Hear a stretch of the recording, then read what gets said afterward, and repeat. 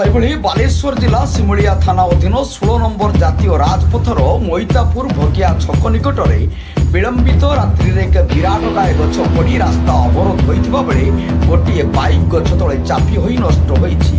ଲଗାଣ ବର୍ଷା ଯୋଗୁଁ ରାସ୍ତା କଡ଼ରେ ଥିବା ବିରାଟକାୟ ଗଛଟି ଉପୁଡ଼ି ପଡ଼ି 16 ନମ୍ବର ଜାତୀୟ ରାଜପଥରେ ପଡ଼ିଥିଲା। ଫଳରେ ରାସ୍ତା ଅବରୋଧ ଯୋଗୁଁ ଗାଡ଼ି ଚଳାଚଳ ପାଇଁ ବାଧା ସୃଷ୍ଟି ହୋଇଥିଲା।